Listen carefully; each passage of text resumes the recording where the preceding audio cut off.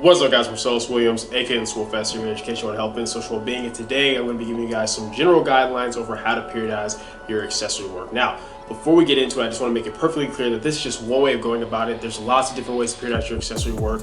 And the reality is, a lot of you watching are probably going to realize that, well, hey, I do it a little bit differently, or hey, I do this and this works for me. Some of my clients are going to be exceptions to some things that I've said, but that's simply due to the fact that the longer you work with an individual, or the longer that you're just training by yourself, then the more information you have on kind of what you can and can't get away with. This is just some general stuff to kind of help a lot of you guys get started. Those of you where you kind of just have no rhyme or reason to your accessory work, or those of you where you don't even incorporate your accessory work into your lifting because you're so focused on, like, the big three, and you don't want to take away from that. So you want to start incorporating in a way where you can get the benefit, but not deal with things like, oh, well, now I'm having more recovery issues, so on and so forth. So that is the purpose of this. And for the sake of what we're talking about, guys, I'm going to be talking about everything on kind of like a 3-block basis. So a macro cycle of 12 weeks broken up into 3 4-week blocks. That's what we're going to be using, just to kind of give you guys like a basic guideline to start with. If you guys want me to go further beyond that, we can definitely do that. And then keep in mind, as I mentioned in the previous video, that if this video gets a good response as far as like, likes, comment, shares, and just feedback in the comments, and you guys want me to do a video over how to properly adjust and taper your accessory work when you're getting closer to a meet, I will definitely be doing that next. But with that being said, let's get right into it. So to start off, guys, just know that when we're talking about our accessory work, for my sakes and purposes, we're going to be talking about separating them into 3 different groups. So we've got our free weight compound accessory movements. So it's going to be things like, weighted pull-ups, weighted dips, split squats, your bent over rows, your pin lay rows, your incline barbell press. That's what we're going to be talking about here, just your free weight compound movements in group 1. In group 2, we've got your machine-based compound movements. So that's going to be things like your belt squat, your lat pull downs, your various row machines, like a shoulder press machine, just like basic machine work that tends to not beat us up quite as much as the free weight movements, just because oftentimes, even if we're doing a movement that's like for example, if we compare a weighted pull to a lat pull down, weighted pulls are going to be way more taxing on both like the overall muscle groups, as well as allow more of those stabilizer muscles, as well as your nervous system, compared to something like a lat pull down machine. And then in group 3, we're going to be talking about our single joint movements, whether they be free weight or machine based. So like, whether it's a machine based tricep press down, a free weight dumbbell curl, leg extensions, and then we'll also even talk about like some calisthenics in there too, just because we tend to be able to recover from those a little bit easier too, in the sense of, like, for example, just doing like body weight pushes or body weight pull-ups compared to doing it like in the weighted free weight group. So I'll put that in with the single joint movements as well, in terms of kind of how we periodize those. So let's get started. Starting with group 1, guys, those free weight movements. So starting from block 1 to 2 to 3, I like to start block 1 with 3 sets of 8 for these movements. So when we're talking about incline barbell press, weighted pull-ups, weighted dips, flat dumbbell press, I like to start with 3 sets of 8 in block 1. Then what you'll simply do is you'll start, with a certain weight based upon whatever RPE is prescribed to you. You'll start with that for week 1. So let's say we're talking about flat dumbbell press. So maybe you start with 50 pounds week 1, then you do 60 pounds week 2, 70 pounds week 3, 80 pounds week 4. Awesome. Then you go into the new block. What we're then going to do is transition from 3 sets of 8 to 4 sets of 6. And what this allows us to do is, even though the overall workload and volume is the same, because 3 sets of 8 is 24 reps, 4 sets of 6 is 24 reps, you're going to be able to start a little bit heavier, most assuredly, than what you did with 3 sets of 8, because you're doing fewer reps per set, because most of you can probably do more weight for 6 reps than what you can do for 8 reps, right? The less reps, the more weight we tend to be able to move. So even though the set and rep volume is overall the same, the total workload actually increases from going to this next block, because you're going to be able to do that much more weight. So maybe this time, with the 4 sets of 6, this time you start, instead of with 50 pounds, you start with 60 pounds or 65 pounds, and the next week 75 pounds, and then you go to 85 pounds, and you finish off with 95 pounds. So you're not only starting heavier week 1 of the second block, but you're going to finish heavier too. So overall, more workload. And then we go into block 3, we're going to transition from 4 sets of 6 to 5 sets of 5. So in this case,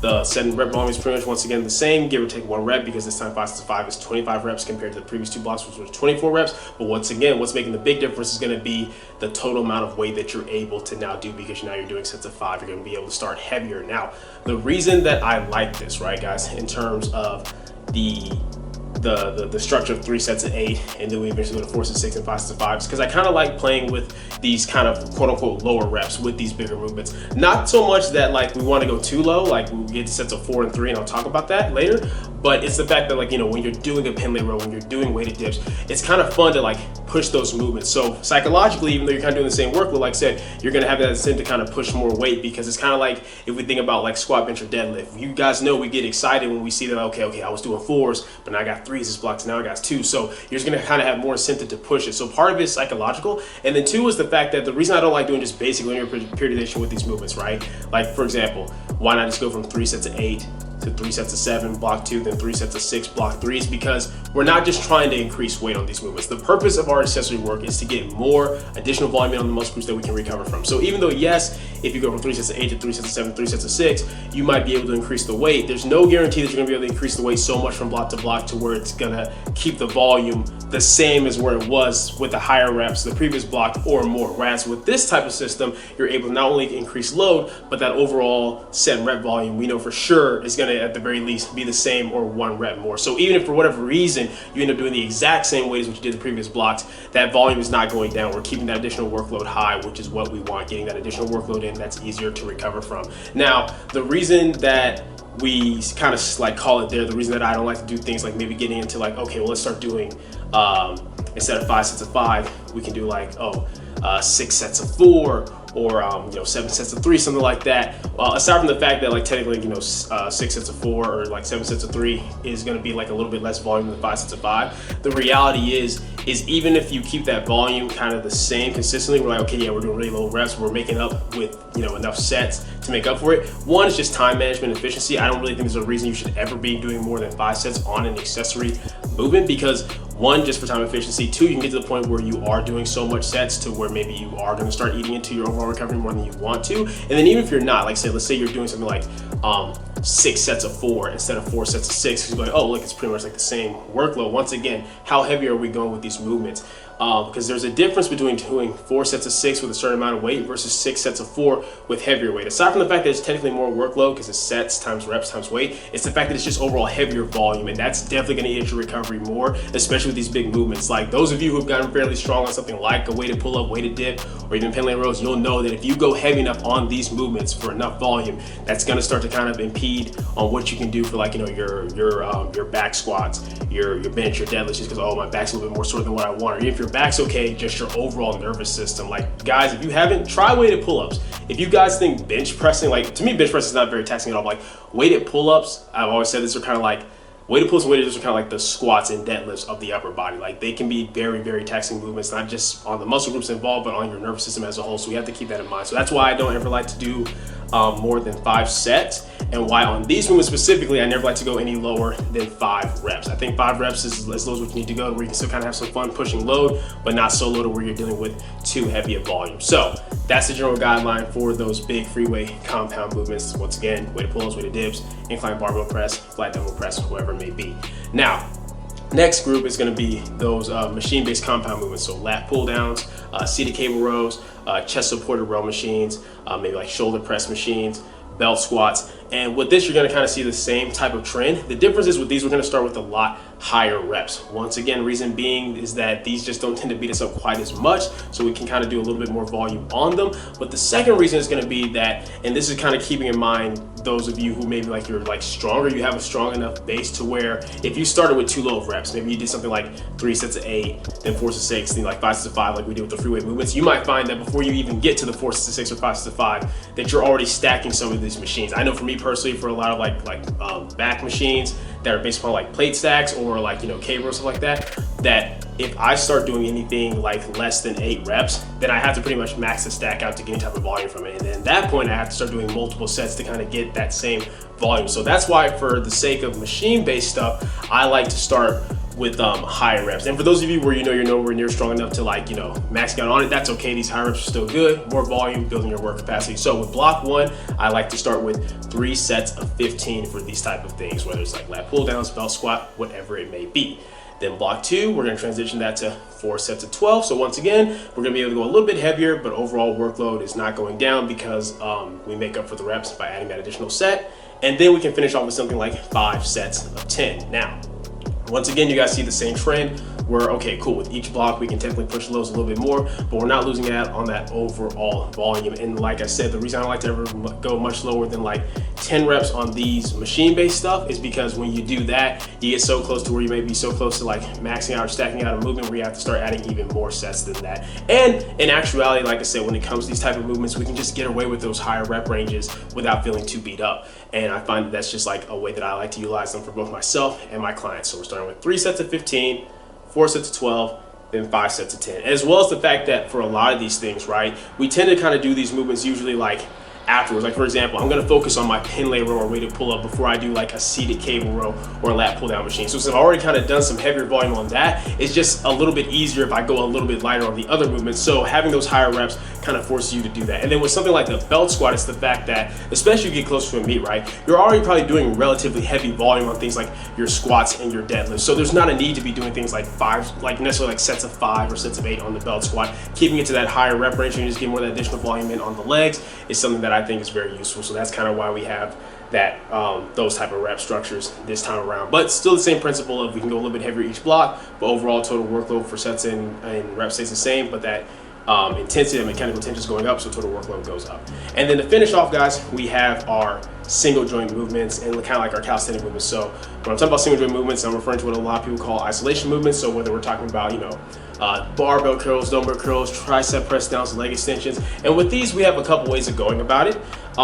Technically, you can do kind of like a very similar format to what we did with the machine-based compound. So you can do 3 sets of 15 first block, 4 sets of 12, then 5 sets of 10. But the reality is, there's really not a reason or like a real goal to necessarily want to have to try to go heavier on these movements, for the mere fact that no one cares how much you do for tricep press down. Nobody really cares for how much you do. Like, some people might care how much you curl, but most people don't necessarily care how much you curl or how much you leg extension, anything like that. But you can still use that type of structure. But something that I like to do is simply utilizing like my reps or like AM reps. So something as simple as like, okay, we're gonna do 3 sets of as many reps as possible. And I like to do that stuff more so like with the arm stuff or with things like, you know, lateral raises or rear delt flies, stuff like that, just because those areas tend to recover relatively quickly.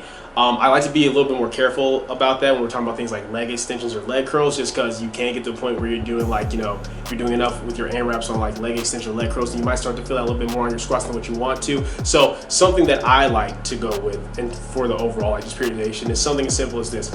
We're gonna start with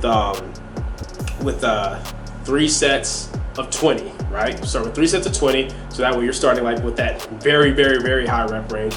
And then after that, we can go to 4 sets of 15, and then we can finish off with 5 sets of 12, just because we're keeping, that way, you know, you're able to go a little bit heavier for sure, but we're keeping that overall workload, like I said, the same from sets and reps, and that way you can still kind of increase load as you go. You can do something like that if you want an actual set and rep structure to periodize from block to block to block, or you can do something as simple as, okay, 3 sets of 10, first block, then block 2, 3 sets of 12, then block 3, 3 sets of 15. With this, it's more about just kind of keeping that volume consistent, more so than trying to like necessarily go heavier on these, especially because keep in mind the single joint movements are stuff that you're doing at the very end. So technically speaking, even if you kept the same stuff for all 3 blocks, let's just say you did 3 sets of 15, block 1, 2, and 3. So long as you're increasing on like the bench squat and deadlift, and then on your free weight accessory movements, and then your machine-based compound accessory movements, then if you do the exact same weight on your press downs and curls, it's still more total weekly workload. You don't have to necessarily increase what you're doing on the tricep press down at the end, because the total weekly workload is still going up.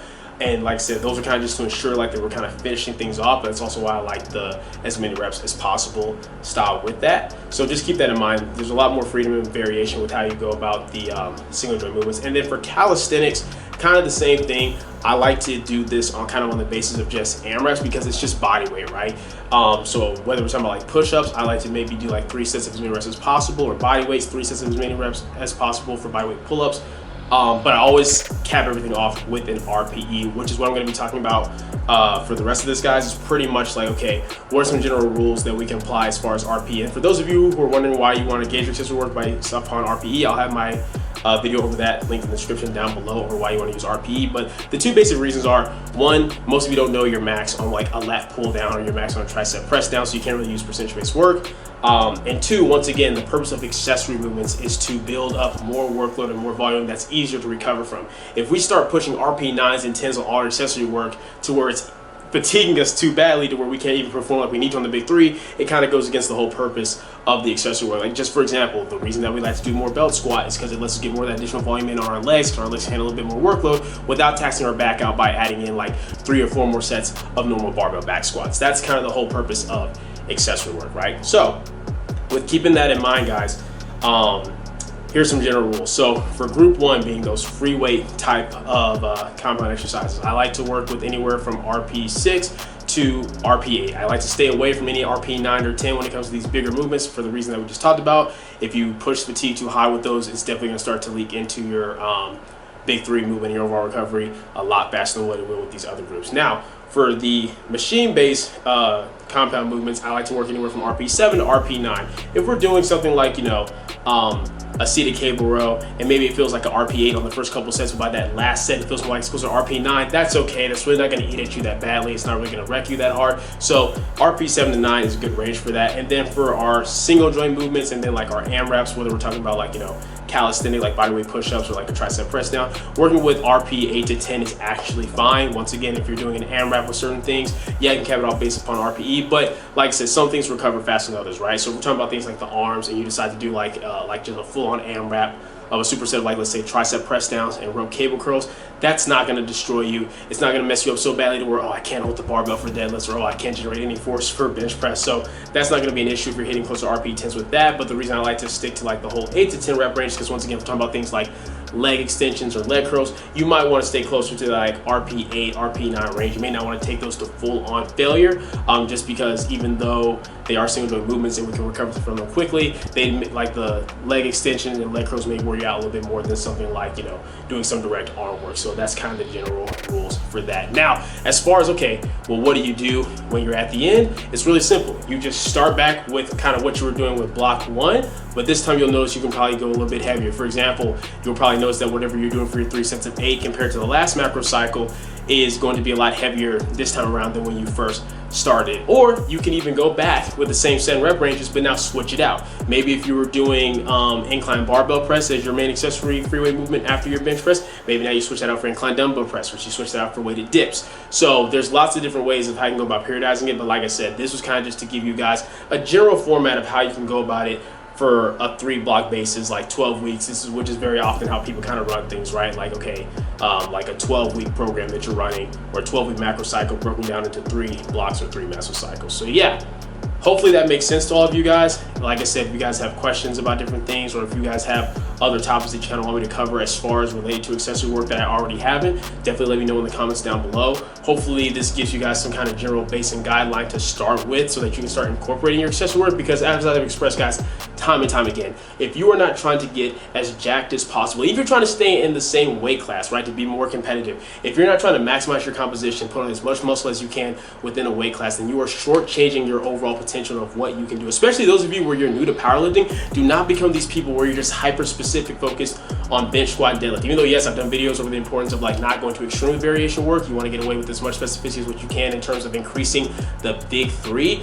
That's talking more about like big 3 work versus variations of the big 3. When we're talking about accessory work, which are like movements that aren't necessarily the big 3 or variants thereof, but just movements to help you get that additional volume in, you need that no matter what level you are, beginner, intermediate, advanced, because a bigger muscle, with all the variables being equal, relative to you as an individual, is a stronger muscle. But yeah, that's pretty much it for the video, guys. Hope you enjoyed it. If you did, go leave a comment down below and let me know what you did. If you're not, leave a comment down below, let me know what can do better. Like the video, share, subscribe. Keep it simple, specific, scientific. I'll catch you guys later.